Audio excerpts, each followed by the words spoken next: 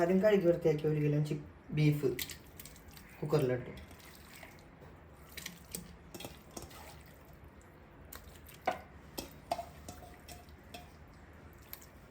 അത് കഴിഞ്ഞിട്ട് ഉപ്പ്, കുരുമുളക്, മുളക് പൊടി, മഞ്ഞൾപ്പൊടി, മന്തി മസാല അതെല്ലാം കൂടി ഇതിലേക്ക് ചേരുന്നു.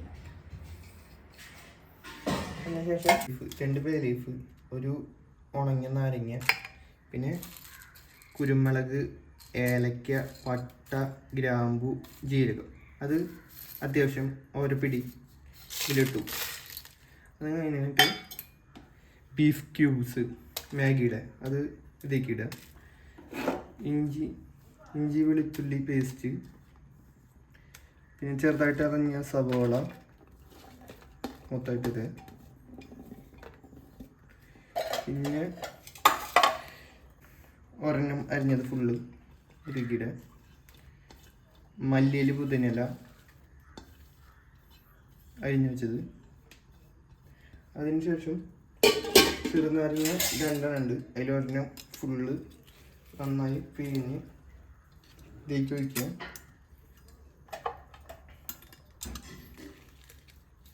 അത് കഴിഞ്ഞിട്ട്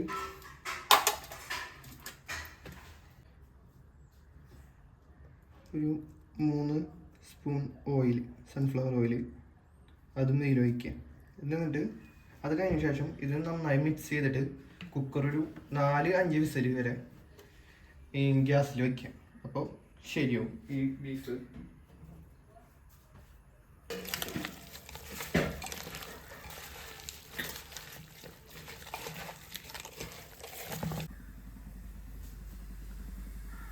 ഞാൻ സാധനങ്ങൾ എടുത്ത് വയ്ക്കുന്നുണ്ട്. അരി നമ്മൾ 2 വട്ടം കഴുകി വെള്ളം നിറച്ച് വീണ്ടും വച്ചിട്ടുണ്ട്. ഒരു അരമണിക്കൂർ വെള്ളം ഫുള്ളായിട്ട് വെള്ളം കുടിക്കട്ടെ. പിന്നെ വെള്ളം തിളയ്ക്കാൻ വേണ്ടി വെച്ചിട്ടുണ്ട്. ഒന്ന് തിളക്കണം. ഒന്ന് ചൂടായി വരുമ്പോൾ നമ്മൾ ഈ ഗ്രാമ്പു, പട്ട, ഏലക്ക, പിന്നെ സൺഫ്ലവർ ഓയിൽ, പിന്നെ ഒരു കഷ്ണം ചെറുനാരങ്ങയായിട്ട് അതിലേക്ക് അരി ഇടും. വെച്ചു അതിലേക്ക് ഏലക്ക, ഗ്രാമ്പു, പട്ട, പിന്നെ അല്പം ഉപ്പ് ചേർക്കുക ആവശ്യത്തിന്. പിന്നെ ഒരു ചെറുനാരങ്ങ ഉപ്പ് ചേർക്കുക. പിന്നെ ചെറുനാരങ്ങ ഒരെണ്ണം പിഴിഞ്ഞിട്ട് ഇത്തിരി ചാറ് ചേർക്കുക. അതിനുശേഷം അരിയുള്ളത് വെള്ളത്തിൽ കുതിർത്ത് വെച്ച അരി ഇടുക.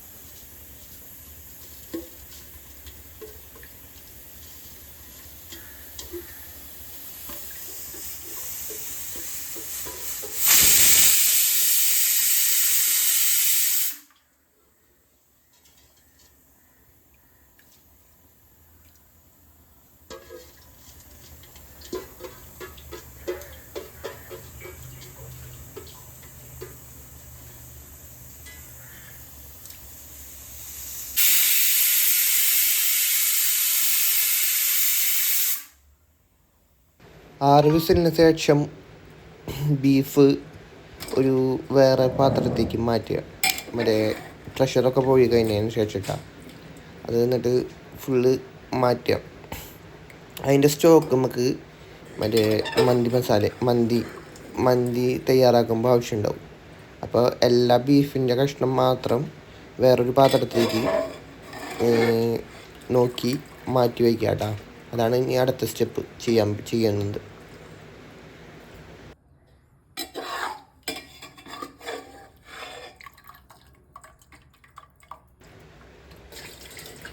അതിനുശേഷം ആദ്യം ആ പാത്രത്തിലേക്ക് നമ്മുടെ മന്തി വയ്ക്കുന്ന പാത്രത്തിലേക്ക് ആദ്യം ബീഫിൻ്റെ സ്റ്റോക്ക് ഒഴിക്കും. നിറച്ച് സ്റ്റോക്ക് ഒഴിച്ചിട്ട് അതിന് ശേഷം മറ്റേ നമ്മൾ റൈസ് നേരത്തെ ചൂടാക്കിയത് വെന്തതില്ലേ, അത് മാറ്റി വെച്ചിട്ടുണ്ടായിരുന്നു. ആ സാധനം ആദ്യം ഇട്ട് ഫില്ല് ചെയ്ത് അത്യാവശ്യം കാൽഭാഗം അത് ഫില്ല് ചെയ്യാണ് ഇപ്പോൾ നമ്മുടെ ചെയ്യുന്ന പരിപാടി.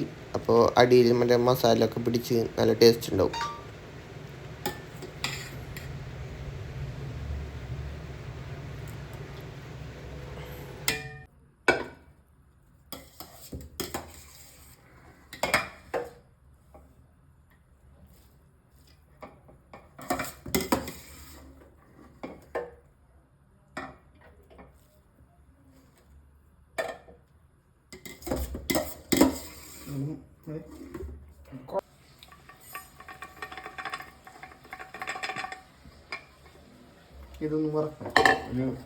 ഏറ്റവും അവസാനത്തെ ഫില്ലിങ് കഴിഞ്ഞിട്ട് അതിൻ്റെ മുകളിൽ വീണ്ടും ബീഫിൻ്റെ സ്റ്റോക്ക് വെച്ചു. അത് കഴിഞ്ഞിട്ട് ഒരു പാനിൽ കുറച്ച് എണ്ണ ഒഴിച്ചിട്ട്, സൺഫ്ലവർ ഓയിൽ ഒഴിച്ചിട്ട് നമ്മൾ മറ്റേ നേരത്തെ ഉണ്ടാക്കി വെച്ച ബീഫിൽ കുക്കറിൽ അതൊന്ന് വേവിച്ച നല്ല കറുത്ത നിറം പറ്റുള്ളൂ. അല്ലെങ്കിൽ ഇപ്പോൾ സാധാ ബീഫിൻ്റെ ഒരു കളറല്ലേ വരുള്ളൂ. ബ്ലാക്ക് ആവാൻ വേണ്ടിയിട്ട് നന്നായി ഒന്ന് വേവിക്കുക, ഒരു 2 മിനിറ്റ് 3 മിനിറ്റ്. അപ്പം നല്ല ബീഫ് മന്തിയിൽ കിട്ടുന്ന ബീഫിൻ്റെ ടേസ്റ്റ് വരുള്ളൂ. അതിന് വേണ്ടിയിട്ട് നമ്മൾ പാനിലിട്ടിട്ട് വേവിക്കുകയാണ് അടുത്ത പരിപാടി ചെയ്തത്. നന്നായി വേവിക്കണം. അതിപ്പോൾ ഈ പാനിൽ ഇത്ര ഇടാൻ പറ്റുള്ളൂ, അങ്ങനെ അത് കാരണം നമ്മൾ 3 സ്റ്റെപ്പായിട്ട് അത് വേവിച്ചു. കളർ മാറി കുറച്ച് കഴിയുമ്പോൾ ബ്ലാക്ക് കളറാവും. ഇല്ലേ, കണ്ടു, ഇതിക്കിട്ടുമ്പോൾ ബ്ലാക്ക് കളറായി. എന്നിട്ട് ഏറ്റവും അവസാനം ആ റൈസിൻ്റെ മുകളിൽ ആ ബീഫ് നമ്മൾ എണ്ണയിലിട്ട് വറക്കില്ലേ, അത് മുകളിൽ ഇങ്ങനെ നിരത്തുക. നടുവിലാവാണ്ട് മുകളിൽ ഫുള്ള് ഇങ്ങനെ നിരത്തുമ്പോൾ തന്നെ കുറച്ച് കഴിയുമ്പോഴേക്കും അത് കളർ ബ്ലാക്കായിട്ട് മാറും. അതാണ് പിന്നെ അടുത്ത സ്റ്റെപ്പായിട്ട് നമ്മൾ ചെയ്യുന്നത്. അങ്ങനെ ചെയ്യുമ്പോൾ തന്നെ ഇപ്പോൾ കണ്ടില്ലേ, ഒരു ബ്ലാക്ക് കളർ മുകളിലെ റൈസിന് അതുപോലെ വരും. അതാണ് നമ്മുടെ ഇനി സ്റ്റെപ്പ്. അതിന് ശേഷമല്ലേ ഒരു 4 ഉണ്ടമുളക് ആ സൈഡുകളിൽ വയ്ക്കുക. 4 സൈഡിലും 4 ഉണ്ടമുളക് വയ്ക്കുക. അതുപോലെ 4 or 5 ഉണ്ടമുളക് ആ സൈഡുകളിൽ വയ്ക്കുക.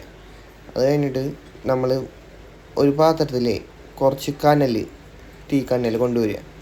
അത് വച്ചിട്ട് അതിലേക്ക് കുറച്ച് മറ്റേ സൺഫ്ലവർ ഓയിൽ ഒഴിച്ചാൽ അത് പുക വരും. ഒരു സെക്കൻഡ് കഴിയുമ്പോൾ അതിപ്പോൾ കാണുന്ന കേട്ടോ. ആദ്യം ഞങ്ങൾ വെച്ചപ്പോൾ പുക വന്നില്ല. അപ്പം ഞങ്ങൾ വീണ്ടും പോയി കനൽ കൊണ്ടുവന്നിട്ട് അതിൽ ഓയിൽ ഒഴിച്ചപ്പോൾ പുക വരാൻ തുടങ്ങി. എന്നിട്ട് ഈ പാത്രമില്ലേ, മന്തി വെച്ച പാത്രം, അത് മൂടാൻ പറ്റുന്ന പോലെ ഒരു പത്രത്തോണ്ട് മൂടുക. എന്നിട്ട് ഒരു ഫുള്ളായിട്ട് കണ്ട പുക നിറയും. അപ്പോഴാണ് മറ്റേ നമ്മൾ കുഴിമന്തിയിലത്തെ മന്തിയുടെ മണം വരുള്ളൂ.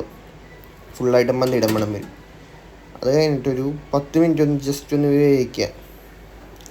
കാരണം ഒന്ന് എല്ലാ മണം അതിൻ്റെ ഉള്ളിൽ ഇങ്ങനെ പറക്കാൻ വേണ്ടിയിട്ട്.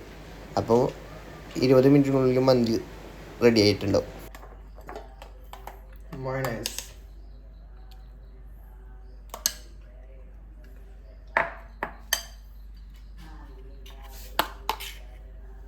ചട്നി, ടൊമാറ്റോ ചട്നി.